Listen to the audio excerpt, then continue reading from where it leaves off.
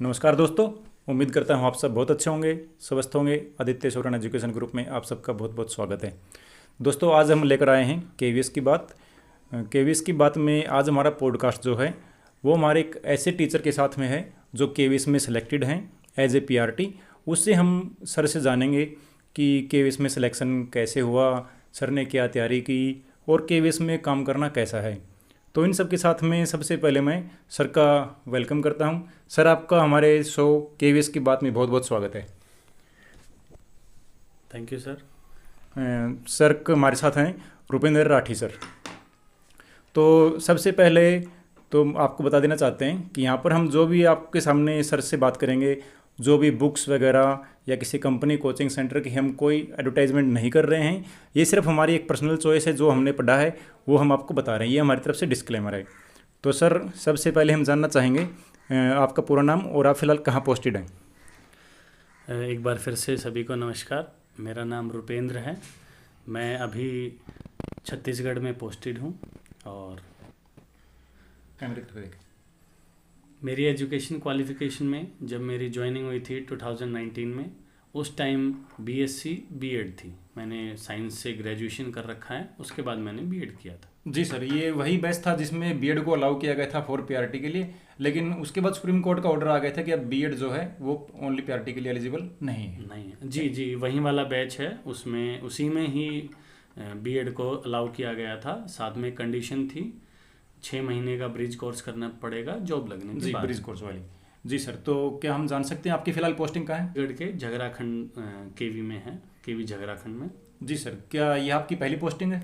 नहीं सर, ये मेरी पहली पोस्टिंग नहीं है। ये इससे पहले मेरी पोस्टिंग मध्य प्रदेश में थी। उसके बाद मैं वहाँ से यहाँ पर आया हूँ। ट्रांसफ़र मेरा हुआ है, हार्ड स्टेशन पे मैं आया हूँ। जी, तो सर हम सबसे पहले आपसे जानना चाहेंगे कि बहुत सारी, जैसे आपकी एजुकेशनल क्वालिफिकेशन क्या है। इससे पहले केवीएस में आने से पहले आपने क्या पढ़ाई की है, क्या हम हमारे दर्शकों को थोड़ा बताना ही कृपया करें। केवीएस में आने से पहले, जैसे मैंने पहले बताया, मैं साइंस से ग्रेजुएट हूँ। उसके बाद बीएड किया है। अब स्कूल में अपनी प्रोफेशन में रहते हुए, स्कूल में रहते हुए मैंने मास्टर्स किया है। वो मेरा अभी पूरा हो गया। अभी मेरी क्वालिफिकेशन है masters in science and BEd. जी सर, तो हमें एक बात और जाननी है कि आपने केवीएस को क्यों सिलेक्ट किया। आपने जैसे बताया आपने ग्रेजुएशन साइंस बैकग्राउंड से आपने ग्रेजुएशन की है, बीएड किया है, तो आप केवीएस में आए हो। तो केवीएस में आपका वर्किंग कल्चर ऐसा क्या लगा कि आपने सोचा कि हमें केवीएस ही ज्वाइन करना चाहिए। सबसे पहले जब मैंने केवीएस ज्वाइन किया, यहाँ रेगुलर जॉब से पहले मैं कॉन्ट्रेक्चुअल था केवीएस में, और उसमें भी मैं ऐसे गया था। तब मैं पढ़ाई कर रहा था, मुझे थोड़ा सा घूमने का शौक़ हुआ। फिर पता नहीं कैसे जम्मू आरओ में वैकेंसी निकली थी, वो मैंने देखा। तब तक तो मुझे अच्छे से केवीएस का पता भी नहीं था जी। तो वहाँ पर उस टाइम आरओ में गया मैं। जम्मू आरओ में ही रिटर्न हुआ, इंटरव्यू हुआ, और फिर वहाँ के एक स्कूल में मुझे जो है अपॉर्चुनिटी मिली एज ए कॉन्ट्रैक्चुअल। तो सर आपको मतलब इंडिविजुअल स्कूल में इंटरव्यू नहीं हुआ, आपका एज ए आरओ में इंटरव्यू हुआ था। हाँ, आरओ में इंटरव्यू हुआ। आरओ से ही आपको स्कूल मिला। फिर आरओ से ही फिर मुझे स्कूल मिला था। जैसे नॉर्मल हमारा जैसे डायरेक्ट रिक्रूटमेंट होता है, उसमें तो डायरेक्ट स्कूल आपको अलॉट हो जाता है, जैसे कि आपका कॉन्ट्रैक्चुअल कोई देता है। तो जैसे परमानेंट के लिए होता है, वैसे ही उस टाइम हुआ था। जी। ये बात है 2016 की। अच्छा, 16 की। 2016 मतलब करीब 10 साल होने वाले हैं अभी इनको। दो साल मैंने उसमें जब कॉन्ट्रैक्चुअल काम किया, तब मुझे समझ में आया कि केवीएस क्या है जी। और वहाँ से मेरा जो है मेरे मन में आया कि काम करना है तो मुझे केवीएस में ही काम करना है। जी, तो सर क्या हम थोड़ा सा बताइए कि आपने कौन सी फिर तैयारी की आपने केवीएस पीआरटी के लिए। तो आपने कौन सी बुक्स पढ़ी उस टाइम, मतलब सिलेक्शन उस टाइम। देखो अभी थोड़ा सिलेक्शन प्रोसीजर बदल गया है, लेकिन आप उसी टाइम के हिसाब से आप थोड़ा गाइड करिए। जब मैं 2019 में जिस बैच में मैं ज्वाइन किया था, उस टाइम का जो सिलेबस था, वो सिलेबस ज़्यादातर जो पढ़ाई की थी मैंने एनसीईआरटी बुक से की थी जी। 10 तक की बुक्स का ही मैंने जो है वहाँ से पढ़ाई की थी। स्पेसिफिक कोई बुक मैंने ऐसी नहीं ली जी। तो सर जैसे हम अभी के जो हमारा पैटर्न चेंज हुआ है, केवीएस और एनवीएस को कंबाइन करके एक नया पैटर्न बनाया गया है, तो उस पैटर्न पे हम थोड़ी सी बात करना चाहेंगे। जैसे हमारा फर्स्ट है कि रीजनिंग आपने जैसे रीजनिंग के लिए कहाँ से तैयारी करनी चाहिए। उस टाइम भी थोड़ा रीजनिंग का पोर्शन रहा होगा या रीजनिंग का पोर्शन बिल्कुल था। वो जो है जर्नल बुक्स आती हैं, उन्हीं से ही किया था जो मार्केट में अवेलेबल है, सिंपल। क्योंकि उसमें जो है सबसे मेन होता है आपकी प्रैक्टिस। जी, रीजनिंग के लिए आपकी प्रैक्टिस सबसे जरूरी होती है। जर्नल बुक आप कोई भी ले सकते हैं, उससे बुक चाहे कोई भी, टॉपिक वही सेम है सभी में, टॉपिक सभी में सेम है जी। बहुत हाई लेवल के नहीं आते हैं टॉपिक्स, जो है नॉर्मल, जैसे अभी बताया भी गया है कि 12th स्टैंडर्ड के अकॉर्डिंग ही आएगा, उसी हिसाब से आपको रीजनिंग करनी। बहुत हाई रीजनिंग की आपको आवश्यकता नहीं, जैसे बैंक में आती है, बैंक में उतनी लेवल की नहीं, वो नहीं ऐसा ही है। इसके अलावा क्वांटिटेटिव एप्टीट्यूड के लिए, मैथ्स के लिए क्या आपकी रिकमेंडेशन रहेगी? क्वांटिटेटिव एप्टीट्यूड के लिए जैसे बुक्स हैं हमारी 12th बेस के लिए, जैसे हम MTS की तैयारी करते हैं, या जो हम CHSL की तैयारी करते हैं, उसी वही जो सिलेबस रहता है क्वांटिटेटिव एप्टीट्यूड SSC में जो सिलेबस है लगभग, हाँ वैसा ही उतना काफ़ी रहेगा मेरे हिसाब से, और ये मेरा पर्सनल ओपिनियन है, उतना काफ़ी रहेगा। ये 19 बैच में CGL से थोड़ा लो होगा तो भी चलेगा। एक्चुअली जैसे अभी बात हो रही है PRT में, आपने देखा भी होगा जो नोटिफिकेशन आया उसमें लिखा भी हुआ है कि 12th बेस, और CHSL वाला जो SSC CHSL वाला है वो भी 12th बेस ही होता है, तो उसी अकॉर्डिंग ही तैयारी करें तो बेहतर है, एक्स्ट्रा ना पड़े। जी सर, हम बात करते हैं कंप्यूटर भी सिलेबस में डाला गया है 20 मार्क्स का, तो कंप्यूटर के लिए मतलब कंप्यूटर का सिलेबस क्या रह सकता है आपके अकॉर्डिंग? उन्होंने डायरेक्ट लिखा है कि कंप्यूटर 20 मार्क्स, तो कंप्यूटर में क्या पढ़ना चाहिए किसी भी कैंडिडेट को? देखिए, कंप्यूटर की मैं फिर से कहूँगा, किसी पब्लिशर का नाम ना लेके, जो जर्नल बुक आती है हमारी, बेसिक बुक आती है जिसमें input output device, difference between software hardware, वो सब, उसके बाद रैम रोम मेमोरीज वगैरह जो होती हैं, तो सर कुछ उसके बाद जैसे MS ऑफिस वगैरह होता है, जो प्रैक्टिकल यूज़ के होते हैं, वहीं तक ही मुझे लगता है कि जो है सिलेबस। तो मतलब हमारे क्वेश्चन जो है MS ऑफिस में, MS वर्ड, MS एक्सेल, वही थोड़ा आपको बेसिक आना चाहिए। हम आगे अपने प्रोफेशनल लाइफ में ज़्यादातर वही यूज़ करने वाले हैं, वही रहता है नॉर्मली। और जैसे आज के टाइम जो टेक क्या चल रहा है, जैसे जो एजुकेशन में किस तरह टेक्नोलॉजी का यूज़ कर रहा है, वो कनेक्ट करके ही आप कंप्यूटर पढ़ें, तो वो मुझे लगता है कि काफ़ी रहेगा उसके लिए।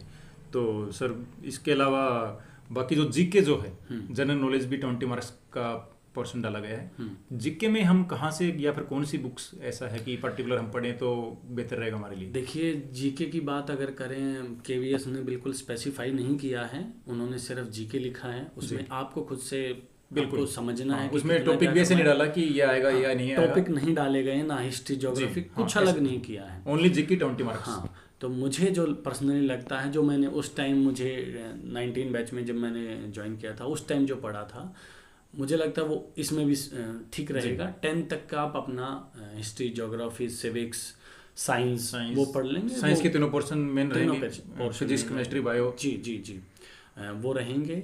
और साथ ही अपने अगर करंट अफेयर भी है, स्पेसिफाई नहीं किया है कि कितना रहेगा, करंट आ सकता है और ना भी आए, दोनों काम है, लेकिन आप ये मान के चलो कि आएगा ही। मुझे लगता है कि 5 नंबर से लेकर 10 नंबर तक आ सकता है। बिल्कुल। उसके अलावा लैंग्वेज की हम बात करते हैं, अपनी इंग्लिश है, हिंदी है, या फिर कोई अन्य अदर स्टेट लैंग्वेज भी इस बार डाली गई है, कोई अगर स्टेट लैंग्वेज भी आप पेपर दे सकते हो 20 मार्क्स के लिए। जैसे अगर हम बात करें किसी भी लैंग्वेज की, जो अदर लैंग्वेज की बात की गई, उसमें हिंदी भी इंक्लूडेड है। हिंदी में हमने पढ़ा था बेसिक, वहीं जर्नल बुक्स, सारी चीज़ें जो हैं अगर हम करें CHSL लेवल में, हिंदी में भी वैसा ही सिंपल बुक, ग्रामर पढ़ लें अपनी, और कुछ रचनाएं वगैरह, कुछ किताबें किसने लिखी हैं वो पढ़ लें, और उसके बाद मुझे लगता है कि ग्रामर पे ज़्यादा जोर रहेगा। जैसे सीटेट लेवल में होता है, उससे थोड़ा सा हाई। इंग्लिश में भी सेम, हिंदी में भी सेम, दोनों लैंग्वेज हैं। लैंग्वेज में ग्रामर पार्ट काफ़ी ठीक-ठाक आएगा, ग्रामर पार्ट ठीक-ठाक आएगा, और एक आधे जो मेन राइटर्स हैं आप उनके बारे में पढ़ लेंगे तो बेहतर रहेगा। जी सर।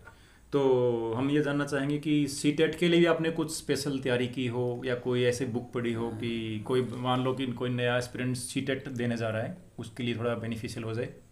देखिए, मैं पर्सनली अपनी बात करूं, मैंने CTET के लिए कोई तैयारी एज सच किसी कोचिंग में जाके या नहीं किया था। हाँ, जो बुक्स मैंने जर्नल बुक्स आती हैं वो पढ़ी थी। उसके बाद कुछ ऑनलाइन जो क्लासेस होती हैं, जो YouTube पे अवेलेबल है, सबके लिए पब्लिक है, उनमें से ही पढ़ा था, कहीं भी जाके देख सकते हो वो क्लासेस, उन्हीं को ही सुनता था। उनमें से मैं सच बताऊं, मेरे मैंने वही चीज़ को बार बार पढ़ा था, और मुझे लगता है कि 4 से 5 क्वेश्चन मेरे उन्हीं वीडियोज में से बन गए। हाँ वो सर उस टाइम जैसे देखते हैं हम कि पेडागोजिकल पोर्शन भी आता था, सीटेट में पेडागोजी होती है, केवीएस के एग्जाम में भी पेडागोजी आई थी, लेकिन इस बार pedagogy as a special main subject इन्होंने नहीं लिया है, वो आपकी सीटेट तक ही है। हाँ, तो केवीएस के लिए आपको स्पेशल पेडागोजी पढ़ने की इतनी आवश्यकता नहीं होगी अभी के समय। मुझे लगता है क्योंकि मेंशन नहीं किया गया है, ना टायर 1 में है ना टायर 2 में है। सब्जेक्ट स्पेसिफिक पेडागोजी शायद टायर 2 में आ सकती है, वो भी कंफर्म नहीं है, लेकिन आ सकती है। लेकिन मुझे ऐसा लगता है, पर्सनल ओपिनियन, मुझे ऐसा लगता है कि वो शायद इंटरव्यू में पूछ सकते हैं। तो सर इसी पे हमारा आपसे अगला क्वेश्चन है कि आपका इंटरव्यू पहली बात तो कहाँ हुआ था? उस टाइम मेरा जो इंटरव्यू था वो मुंबई में हुआ था। तो सर मुंबई तो जैसे कि हम बात करते हैं, जैसे केवीएस की नॉर्मली बात होती है कि साउथ में तो ओनली इंग्लिश ही मीडियम चलता है, तो आपका जो इंटरव्यू हुआ था उसका मीडियम ऑफ इंटरव्यू क्या था?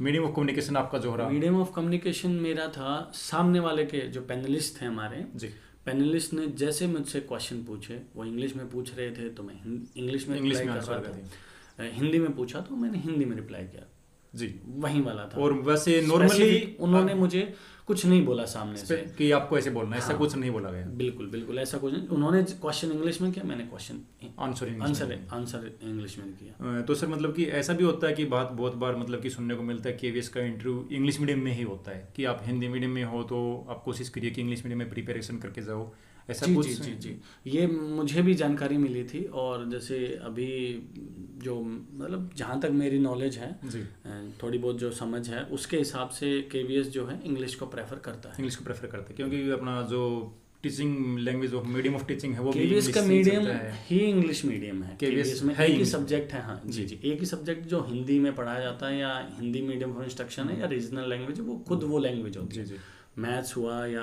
जो भी और सब्जेक्ट हैं वो इंग्लिश मीडियम ही मेन चलता है, वो इंग्लिश मीडियम। जी।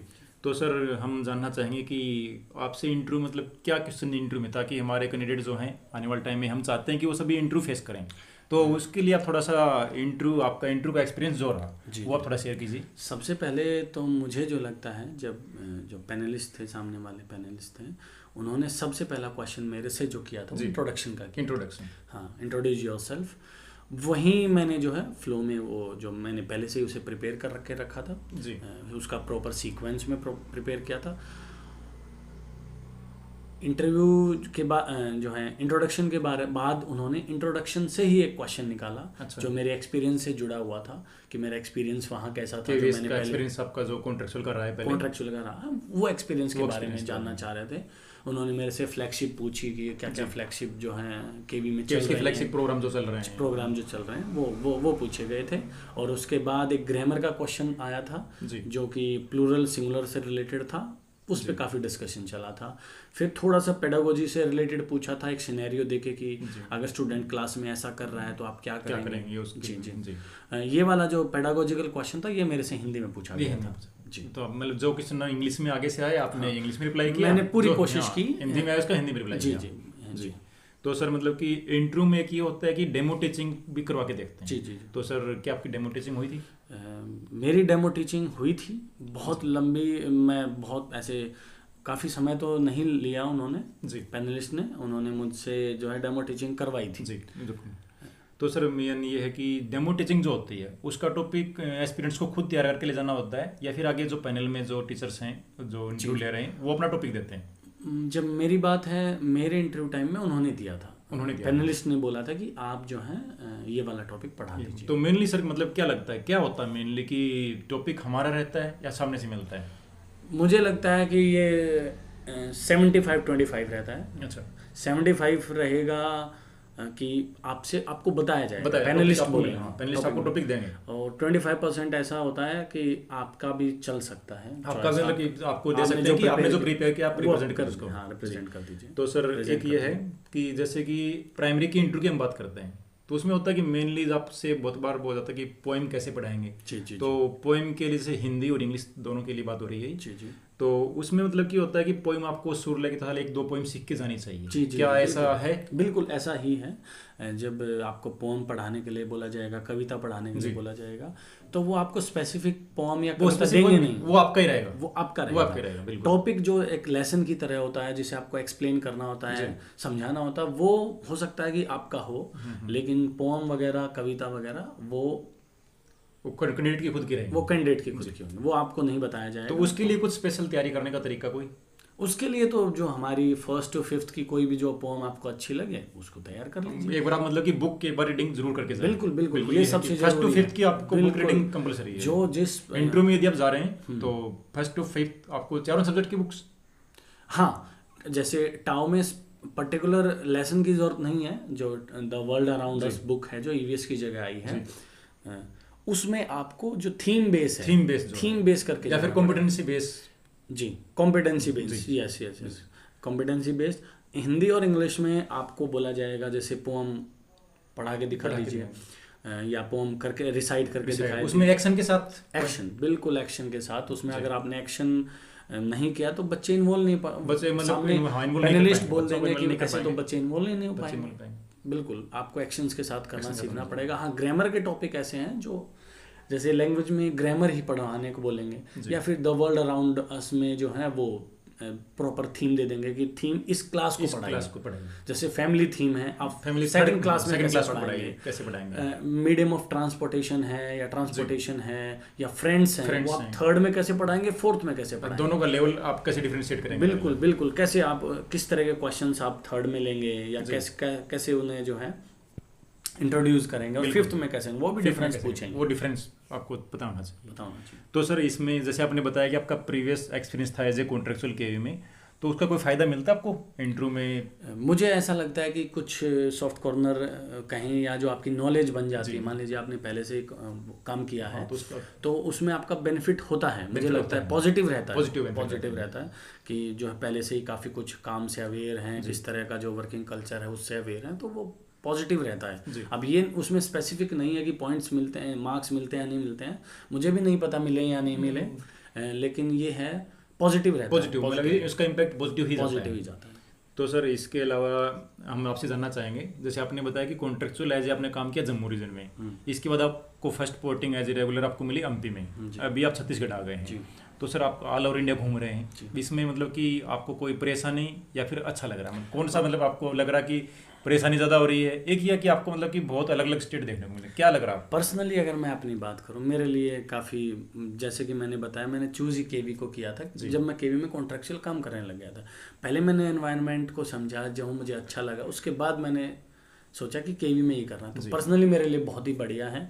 मैं देश के हर कोने में मैं घूमने का इच्छुक रहता हूँ। जैसे आप खुद हरियाणा से हैं, आप एमपी गए, एमपी से आप छत्तीसगढ़ आ गए, तो आपको ये नहीं लगता कि मैं अपना घर छोड़ के बाहर घूम रहा हूँ? मैं पर्सनली मेरे लिए ऐसा कुछ नहीं है। जी जी, मेरे को घूमने का मौका मिल रहा है, और एज ए टूरिस्ट नहीं घूम रहा हूँ मैं। एज ए टूरिस्ट घूमने में हो सकता है कि हम इतना ना घूम पाए। हाँ, 2 दिन 4 दिन। अब मैं यहीं का एक तरह से रेजिडेंशियल होकर के इन चीज़ों को एक्सप्लोर करने का मौका। बिल्कुल बिल्कुल, काफ़ी अच्छा लग रहा है, और मेरे लिए बहुत ही सही है। बिल्कुल, मुझे कोई परेशानी नहीं है, और मतलब कि अच्छा ही रहता है आपको। एक बार शुरू में जब थोड़ा सेटल होते हैं, तब इधर उधर से चीज़ें अरेंज करनी में हो सकता है थोड़ी परेशानी हो, वो ही एक परेशानी, उसके अलावा नहीं, उसके अलावा कुछ नहीं। बहुत बढ़िया। तो सर आपका हमारे साथ आके इतनी बात करना बहुत अच्छा लगा। हम थोड़ा सा ये जानना चाहेंगे कि कोई आपका सजेशन न्यू एस्पिरेंट्स के लिए, जो अभी फॉर्म निकले हुए हैं, कि इसका एग्जाम भी जल्दी आ गया है, तो उसके लिए मतलब कि तैयारी की स्ट्रेटजी क्या अपनानी चाहिए न्यू एस्पिरेंट्स को?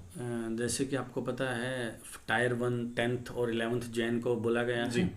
आप मुझे ऐसा लगता है कि कुछ जो आपने पढ़ लिया अभी तक, जैसे कि आपको बुक्स के बारे में आपको पता ही है, बेसिक जो आपके जो एनसीईआरटी बुक्स हैं, उनको रिवाइज करें।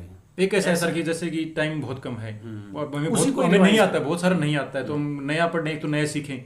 मुझे ऐसा लगता है कि अभी बहुत ज़्यादा नए में तो जाने की जरूरत नहीं, करंट आप अपडेट करते रहें, और जो बुक्स हैं एनसीईआरटी की वहीं आप कंटिन्यू करें, क्योंकि पहला एग्जाम टायर 1 है, वो बेसिक कॉमन है। और टायर 1 में जैसे आज नोटिफिकेशन आया है कि 10 गुना कैंडिडेट को सिलेक्ट किया जाएगा टायर 2 के लिए। 10 गुना candidate as a compare to post के बुलाए जाएंगे वो। 10 गुना कैंडिडेट, तो उसमें मतलब कि आसानी से सिलेक्ट आ सकते हैं सभी। अगर थोड़ा सा नॉर्मली आप जो पढ़ रखा है उसी को रिवाइज बिल्कुल बिल्कुल। सबसे मेन अब की बार क्या है जो है नेगेटिव मार्किंग, केवीएस में अब तक नहीं हुआ अब तक नहीं हुआ। तो टायर 1 में तो सर 1/3 नेगेटिव मार्किंग है जी, 1/3 मतलब एक हाई लेवल की हो जाती है। बिल्कुल बिल्कुल बिल्कुल। आपको अगर आपने जो है एक क्वेश्चन भी अगर सही गलत किया हो रहा है, 3 आएंगे, एक क्वेश्चन अगर आपने गलत किया तो 1/3 कम हो जाएगा, मतलब एक कट जाएगा। हाँ, तो ये काफ़ी जो है ज़्यादा नेगेटिव मार्किंग है। और ये अगर आप मुझे ऐसा लगता है कि जितना आपने अभी पढ़ा है उसी को रिवाइज ज़्यादा करें जी, उसी को आप पक्का कोशिश करें। हाँ जी बिल्कुल। ऐसे ही सर जैसे हम देखते हैं टायर 1 में तो जैसे 1/3 नेगेटिव मार्किंग है, और टायर 2 की हम बात करते हैं तो 1/4 नेगेटिव मार्किंग है जी। तो 1/4 नेगेटिव मार्किंग के साथ में वहाँ पर ऑब्जेक्टिव के साथ आपकी बार सब्जेक्टिव पोर्शन भी डाला गया है। बिल्कुल बिल्कुल कि आपके 60 क्वेश्चन जो हैं वो ऑब्जेक्टिव आएंगे 1/4 नेगेटिव मार्किंग के साथ में, और 10 क्वेश्चन जो हैं आपके 4 मार्क्स के आएंगे एज ए राइटिंग, जैसे लेटर है या फिर रिपोर्ट राइटिंग है वो रहेंगे। उसके बारे में भी थोड़ा सा आप गाइड करना चाहेंगे तो? बिल्कुल जी। नोटिफिकेशन में जैसे कि आपने देखा टायर 2 अब की बार काफी बेहतर बनाया गया, मुझे उसमें जोड़ा भी गया, एनवीएस प्लस केवीएस कर दिया गया। अब ओनली केवीएस नहीं है, अब आप मतलब कि दोनों सेंट्रलाइज स्कूल को जोड़ करके किसी भी एक में जा सकते हो एज ए प्रेफरेंस पर करके। आपसे प्रेफरेंस पर होएगा कि आप फर्स्ट पे केवीएस लेना चाहते हो या फर्स्ट पे एनवीएस। अगर हम बात करें प्राइमरी की तो जो है 60 क्वेश्चंस आपके एमसीक्यू रहेंगे।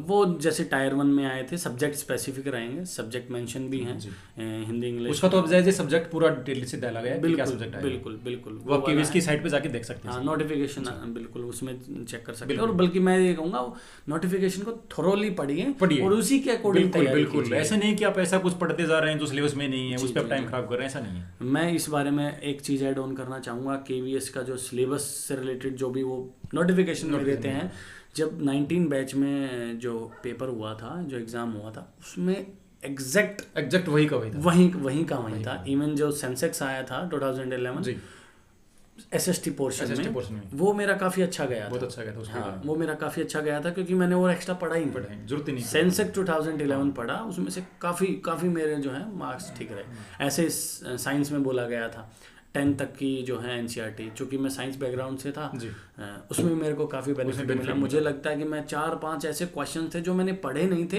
लेकिन back of the mind unconscious mind में वो थे, क्योंकि मैं साइंस बैकग्राउंड से था तो वो कहीं ना कहीं थे, उसका मुझे बेनिफिट मिला था। तो केवीएस अभी तक बिल्कुल जो सिलेबस दिया है सिलेबस स्पेसिफिक रहा है जो मतलब सिलेबस डिटेल से डाल दिया गया उसी के अराउंड ही क्वेश्चन आने वाले हैं। बिल्कुल।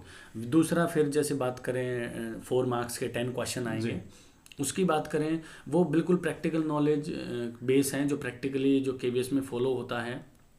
लेटर राइटिंग जो आपके प्रोफेशन में भी काम आने वाला है, लेटर राइटिंग करवाएंगे आपसे, हो सकता है ऐसे भी लिखवा लें।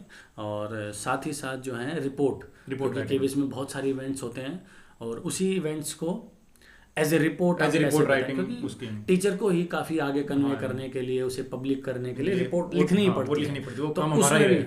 जी, उसमें जो है ये काफ़ी बेनिफिशियल होगा। बिल्कुल प्रैक्टिकल नॉलेज की बात की है, मतलब कि अब की बार जो पैटर्न बनाया गया है बिल्कुल सोच समझ के बहुत अच्छा पैटर्न बनाया है। बिल्कुल बहुत अच्छा पैटर्न बना है। और मुझे ऐसा लगता है टायर 2 के बाद जैसे 3 गुना कैंडिडेट बुलाए जाएंगे इंटरव्यू के लिए थर्ड टाइम्स, हाँ 3 टाइम्स वैकेंसी के 3 टाइम्स बुलाए जाएंगे। बिल्कुल। तो सर हम चाहेंगे कि हमारे जो कैंडिडेट एस्पिरेंट्स जो मेहनत कर रहे हैं, तो हम चाहेंगे जो मेहनत कर रहे हैं सभी का सिलेक्शन हो, उन सबके लिए बेस्ट विशेज हैं। जी। आपका बहुत बहुत धन्यवाद, आप हमारे शो में पहुंचे और आपने हमारे बहुत सारे एस्पिरेंट्स को गाइड किया है जो उनके लिए बहुत लाभदायक होने वाला है। बहुत बहुत धन्यवाद सर आप। Thank you.